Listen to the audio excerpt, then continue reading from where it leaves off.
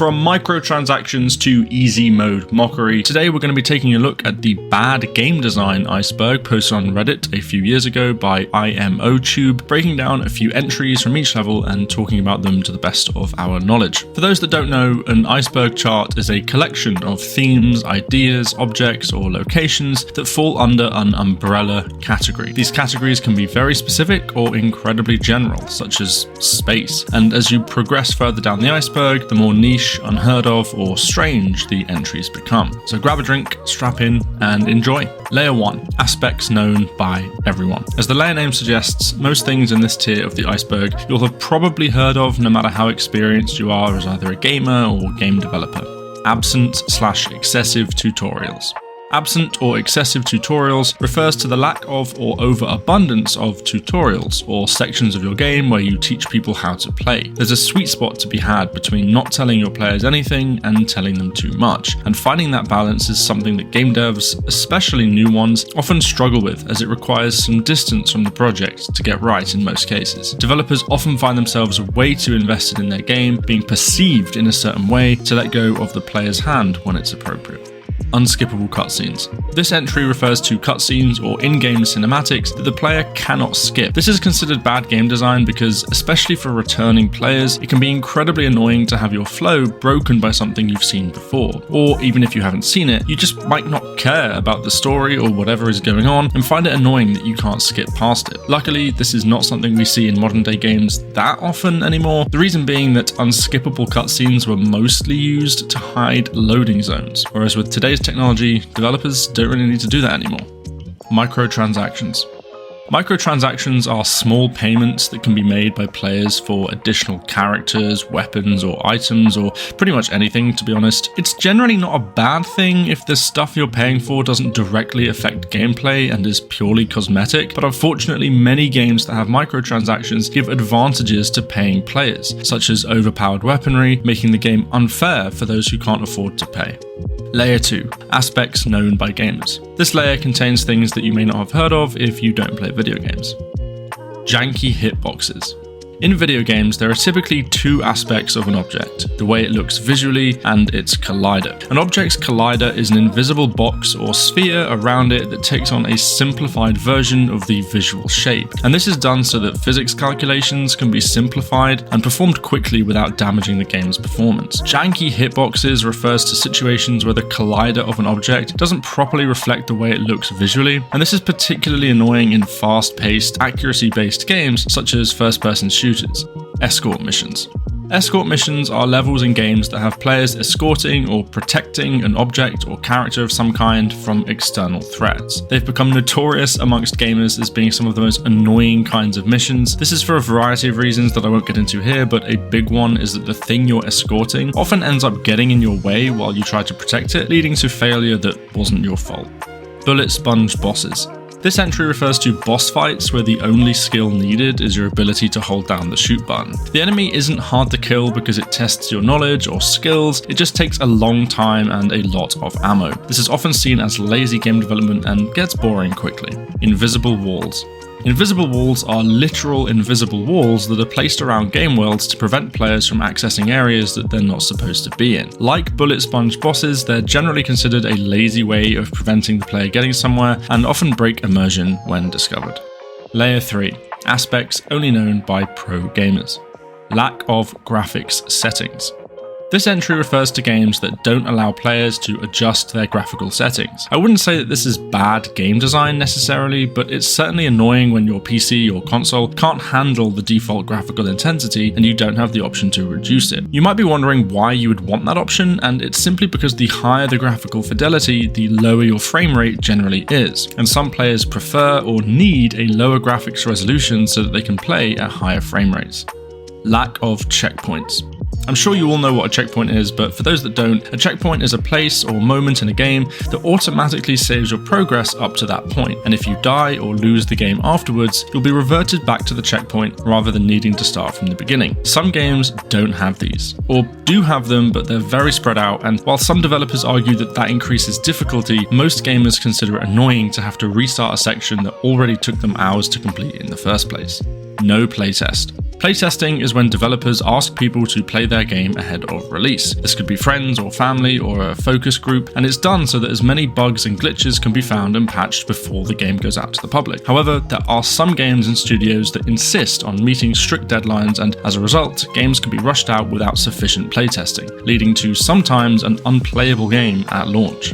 Lack of invincibility frames. Invincibility frames refer to the few frames after your player takes damage that render you invulnerable from further attacks. This is generally a good thing to include in your games as it feels good and gives your players a moment to recover or react to the situation, but some games don't have this, which can lead you to getting overwhelmed and unable to respond. Censorships. This entry could be referring to a lot of things, but from my understanding, it refers to games that are censored over time in remakes or remasters. For example, older Call of Duty titles featured Nazi flags as they were set during World War II, but in remakes, the flags were removed in favour of more generic German army iconography. I wouldn't personally say this is bad game design, but it's possible to see how this could annoy fans. Layer 4. Aspects known only by hardcore gamers. No 100% reward. To 100% a game is to do everything it has to offer, from gathering collectibles to completing every mission on the hardest difficulty, and this entry refers to games that don't reward players for doing this. Whether that's a good thing or a bad thing is up to you to decide. Unpredictable attacks. This refers to enemies that attack the player sporadically or randomly. While you might think that this is a good thing, it's generally considered annoying as players are unable to learn attack patterns or feel any sense of progression during the fight. If an enemy has an attack pattern, there's at least a sense of learning every time you die, but without one, death is just frustrating and you become less and less likely to try again with every loss. Lack of horse armor. This probably refers to games that don't give you the chance to put armor on your horse when it could be so much cooler if you could.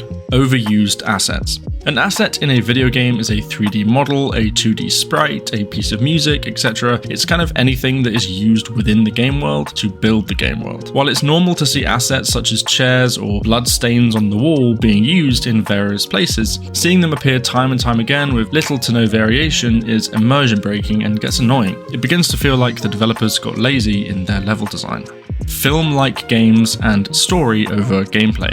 I'm going to combine these entries as they're very similar and refer to the fact that, particularly in modern times, a lot of games present themselves like films, whether it's through an excessively linear story or world or an overabundance of cutscenes and dialogue. That's not to say that a game with a good story is a bad one, but when you focus on the story more than the gameplay, you begin to wonder why it was developed as a game at all.